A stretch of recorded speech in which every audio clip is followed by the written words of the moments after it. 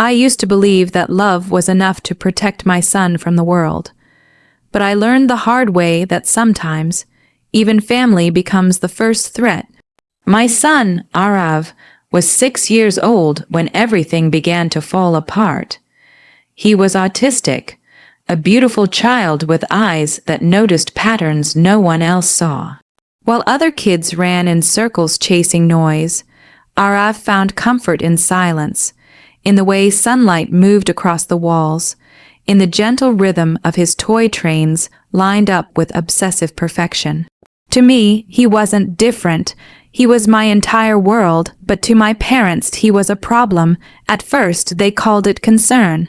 "You're tired all the time," my mother would say, watching me struggle through sleepless nights after Arav's therapy sessions. "You can't do this alone forever." My father was quieter, but his silence carried judgment. He would look at Arav's repetitive hand movements, or the way he avoided eye contact, and shake his head like the answer was already decided in his mind. "He needs structure," he said once, "real structure, not emotional guessing." I remember holding my son closer that night. "I am his structure," I told him firmly, but they didn't believe me. Arav's world required patience most people didn't understand. Morning routines had to be exact. His food had to be arranged in a certain order. Loud noises could send him into panic, and sudden changes felt like earthquakes inside his mind. I learned every trigger, every comfort, every silent language he spoke without words. While other parents complained about homework and tantrums, I celebrated small victories, Arav looking at me for 3 seconds longer than yesterday, or letting me hold his hand without pulling away. But my parents didn't see victories. They saw instability. "You've isolated yourself." My mother insisted one evening while watching me prepare Arav's sensory toys. "You don't go out anymore. You're losing your life because of him." "Because of him," I repeated sharply. She hesitated. "You know what I mean." No, I didn't, and I refused to accept it. That was the first time I felt the ground shift under me. The first crack in the trust. Things escalated slowly after that. Small comments became lectures. Lectures became accusations dressed as advice. "You're too emotional to raise a special needs child alone. You need help before something goes wrong. People will think you're incapable." I began noticing something darker behind their words, not just concern, but intent. My father started asking questions about my finances. My mother asked about Arav's school records. They wanted details I didn't understand why they needed. One evening, I came home early from Arav's therapy session and found them sitting in my living room without telling me.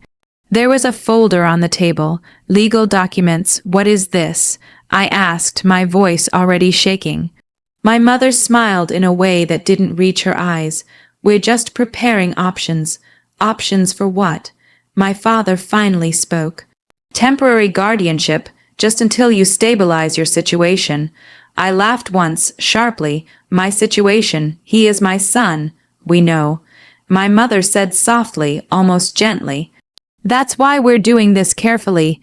But there was nothing careful about the way the room suddenly felt colder. I remember Arav standing behind me, holding onto my shirt. He didn't understand the words, but he understood the tension. His fingers tightened slightly, a silent signal of distress. I knelt down and held his face. "It's okay," I whispered. "I've got you." But even as I said it, I felt the beginning of fear. Not fear of raising him, fear of losing him. That night I couldn't sleep. I kept replaying their words, searching for cracks, hidden meanings.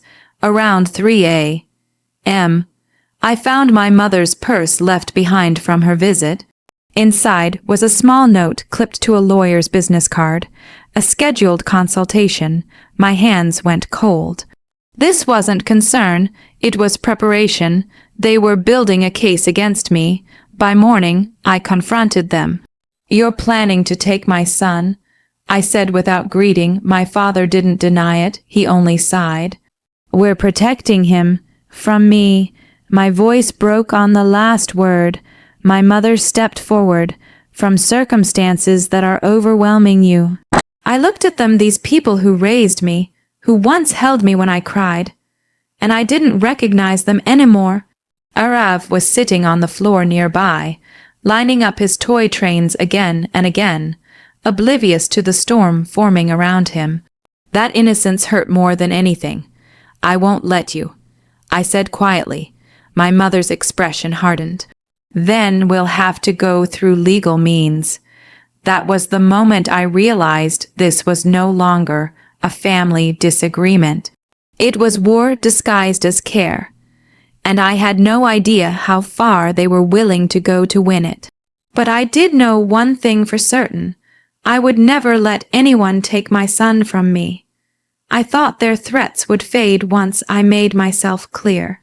I was wrong. 3 weeks later, a thick envelope arrived that changed everything. It had my name on it, typed in cold black ink, the kind that doesn't carry emotion, only intent. My hands trembled before I even opened it. Arav was in the living room, carefully stacking his toy blocks in perfect alignment, humming softly to himself. I closed the door before I read it. Custody petition filed. My heart didn't just drop. It collapsed. My parents were officially suing me for custody of my own son. For a few seconds, I couldn't breathe properly. The room felt too small, the air too heavy, like everything I had built was suddenly being erased on paper. No, I whispered, reading it again. No, no, no. But the words didn't change. They had already started building their case. The petition was filled with accusations that felt like knives disguised as sentences. Unstable living conditions, emotional overwhelm, inability to provide structured care, neglect of developmental needs, neglect. That word burned the deepest. I looked at Arav through the glass door. He was smiling faintly now, lining up his blocks by color. He was safe in his world, but outside his world, mine was falling apart. That evening, I received a call from my father. We didn't want it to come to this, he said calmly, as if we were discussing weather. How could you do this to me? I asked, my voice shaking with rage and disbelief. It's not about you, he replied. It's about what's best for Arav. He is already with what's best for him, me. A pause. Then my mother's voice entered the line, we love you, but love doesn't mean blindness. That sentence hit harder than the lawsuit. Blindness, as if my love for my own son was a weakness. Court hearings began quickly, too quickly. I sat in that courtroom feeling like I was being reduced to a case file. My life, my sleepless nights, my therapy appointments, my learning how to calm a child during sensory overload, was suddenly being debated by strangers. My parents came prepared. They brought reports, statements, even selective photos. Smiling images of Arav from rare difficult moments, framed in ways that suggested distress rather than context. Words like episodes, instability, lack of supervision, were repeated until they sounded like truth. My lawyer leaned toward me. Stay calm, we have evidence too. But calm was hard when your life was being rewritten in front of you. Then came the witnesses. A distant cousin spoke first, carefully chosen words. She loves him, yes, but it's overwhelming for her. Overwhelming. Not incapable, not unfit, just overwhelmed, but the court doesn't hear nuance the way a mother's heart does. My mother sat in the front row, composed, hands folded like she was praying for justice. My father nodded occasionally, as if everything being said confirmed what he already believed. I wanted to scream. Instead, I looked at Arav's empty seat beside me. He wasn't allowed in the courtroom yet, but I could feel him everywhere. At home, things got worse. The school called me one afternoon. Arav had a difficult episode today. The teacher said gently. He became distressed when another child tried to touch his things. I closed my eyes, picturing it instantly. The panic, the overwhelm, the shutdown, I knew how to bring him back from it. My parents didn't, but the court didn't know that. They only knew what was being written down. That night, I started gathering everything: therapy reports, progress notes, emails from specialists, video recordings of Arav's improvements, how he had started responding to comfort cues, how he had learned to express distress without harming himself. Every document felt like a shield I was building brick by brick. And then I found something that made my stomach twist. An email chain between my parents and a private legal consultant. The subject line read, "Strategy for Custody Success." My hands went numb. They weren't just worried, they were strategizing. There were instructions how to present me as unstable, how to emphasize my isolation, how to frame my devotion as dependency rather than love. It was calculated, deliberate. I sat on the kitchen floor that night with Arav sleeping in the next room, and for the first time I felt something crack inside me. Not fear, not sadness, but realization. This wasn't about Arav's well-being, it was about control, about rewriting who I was until I fit their version of a mother who could be replaced. And I refused to become that version. The next court date arrived faster than I was ready for. My parents looked confident, too confident. My mother even smiled at me before the hearing began. But I wasn't the same woman who had received that first envelope. I had seen the strategy, I had seen the manipulation behind the concern, and now I was preparing my own counter case, not of anger, not of revenge yet, but of truth. Because they had underestimated one thing. A mother fighting for her child is not fragile. She is focused. And I was no longer going to defend myself. I was going to expose everything. The courtroom felt colder every time I walked into it. Not because of the air conditioning, but because of what it was turning into. A place where love was being measured like evidence, and motherhood was being debated like a crime. Arav sat beside me this time. That alone felt like a small victory, even if it came with fear. I had requested it through the court therapist, arguing that his emotional stability required proximity to me. The judge agreed under strict conditions. He didn't understand the word custody, but he understood tone. He understood tension, and he understood when my hand tightened around his a little too much. My parents were already there when we arrived. My mother looked composed, dressed neatly, hands folded like she had rehearsed serenity. My father sat beside her, scanning documents like a man preparing for a final exam he believed he had already passed. But something was different today. There was an edge in the air. The hearing began with procedural updates, but I barely heard them. Arav was gently rocking in his seat, whispering to himself. I kept my hand on his shoulder, grounding him, grounding myself. Then the turning point came. The judge called the first expert witness, Arav's therapist. She walked in quietly, carrying a folder that looked heavier than it should have. Her presence changed the atmosphere immediately, less like judgment, more like understanding. She adjusted her glasses and began. I have been working with Arav for 2 years, she said calmly, and I want to clarify something important. He is not a child in distress because of neglect. He is a child who has made consistent progress because of structured, patient, and attentive care from his primary caregiver. My breath caught, she continued. The mother has demonstrated exceptional consistency in managing sensory triggers, communication strategies, and behavioral routines.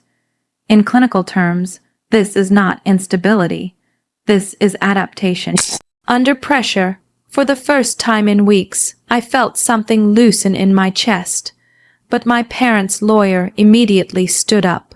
Objection!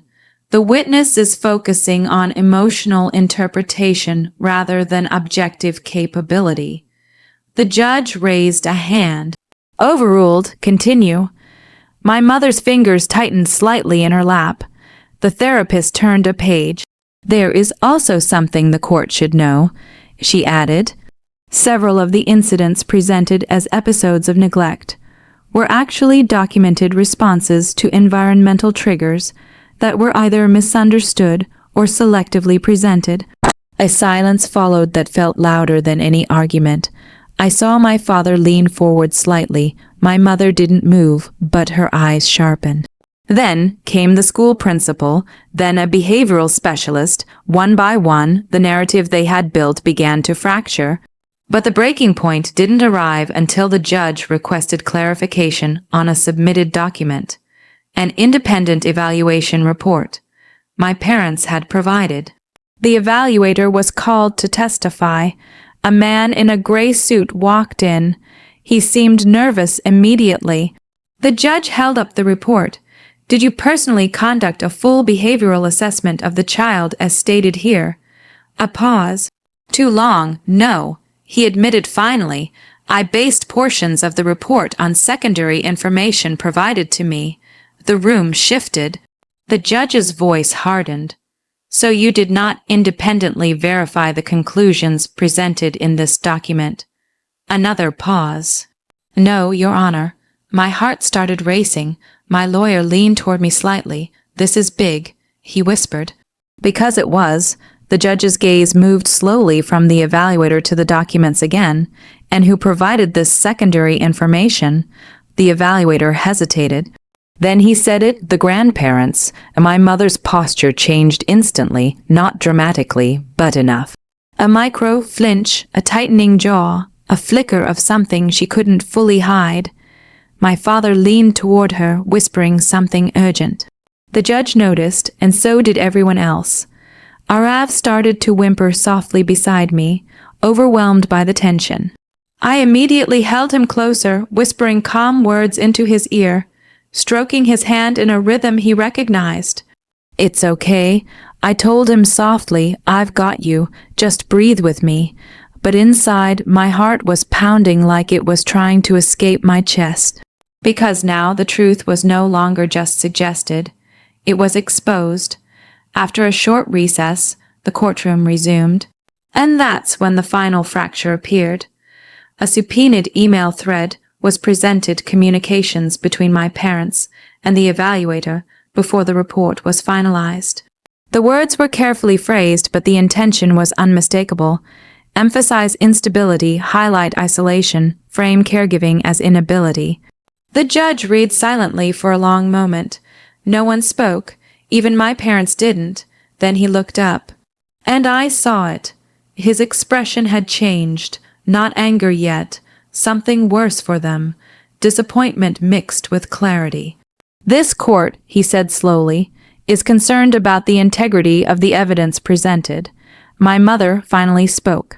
It was never meant to mislead. Stop. The judge interrupted sharply. The single word cracked through the room like a gavel before the gavel. Arav flinched. I held him tighter.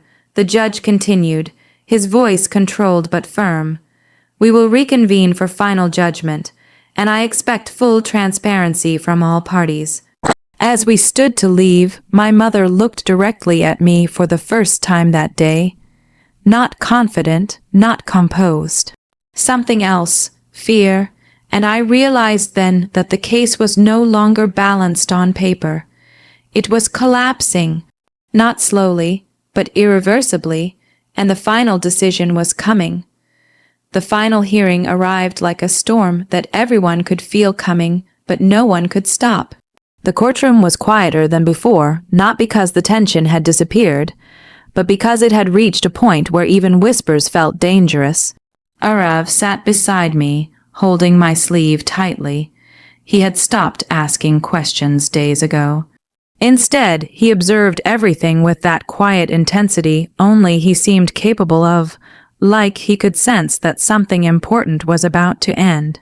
My parents entered last. My mother's face was pale now, the earlier confidence gone. My father carried himself stiffly, like posture alone could hold together what was already breaking. The judge opened the session without delay. We are here for final determination regarding custody of the minor child. My heart thudded once, then again. The silence after those words felt heavier than anything that came before. My lawyer stood first. He didn't rush. He didn't need to. The truth, once fully assembled, spoke louder than urgency ever could. Your Honor, he began, we have demonstrated that the primary caregiver has provided consistent, documented, and medically supported care for the child. We have also demonstrated that multiple claims presented by the petitioners were based on incomplete or manipulated information. He placed a final set of documents on the desk. This includes verified communications indicating intentional framing of the mother's caregiving as neglect, despite professional evidence showing progress and stability in the child's condition. A murmur moved through the courtroom before the judge silenced it. Then came the turning point no one could ignore. The judge looked directly at my parents.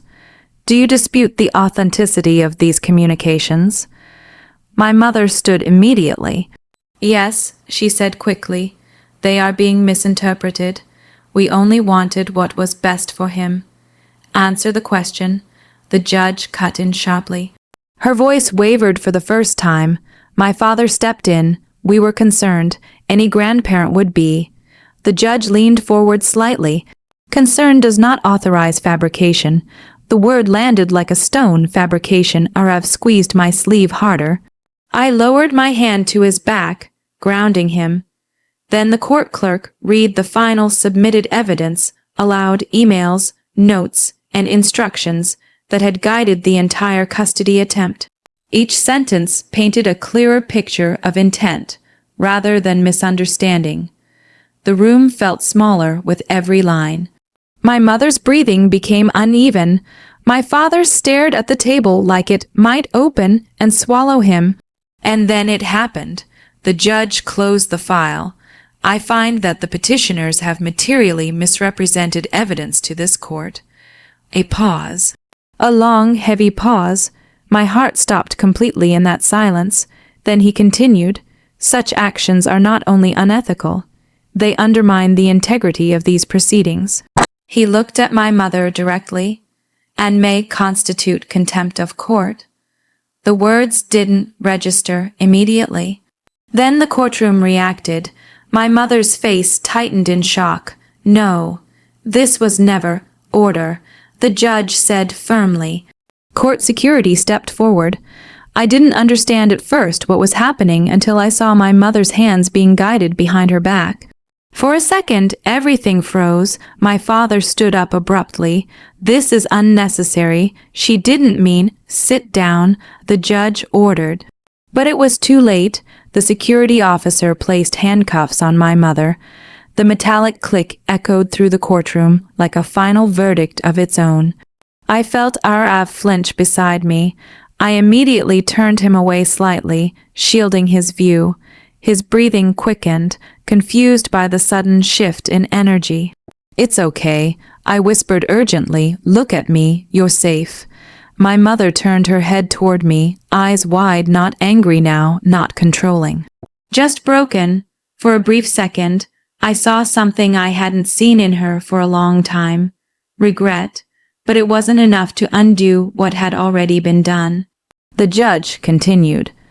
Custody is hereby granted solely to the biological mother, based on consistent evidence of caregiving stability, medical documentation, and expert testimony. The words washed over me slowly, like I was hearing them from far away. Granted, solely. My lawyer gently touched my arm. You did it, but I couldn't respond yet, because the emotional weight of everything didn't arrive as relief.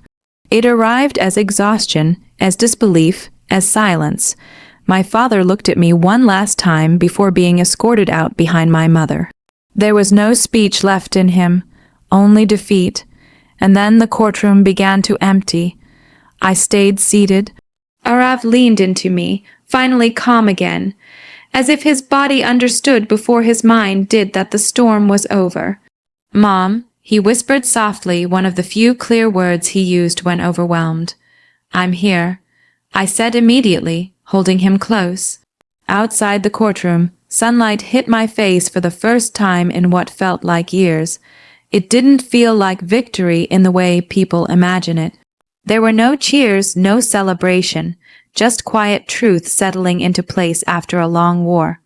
I looked down at Arav, brushing his hair gently, and for the first time in a long time, I didn't feel like I was defending my right to be his mother. I felt like I had finally reclaimed it, not through revenge, but through survival, and as we walked away together, I realized something simple but powerful. Sometimes justice doesn't arrive loudly.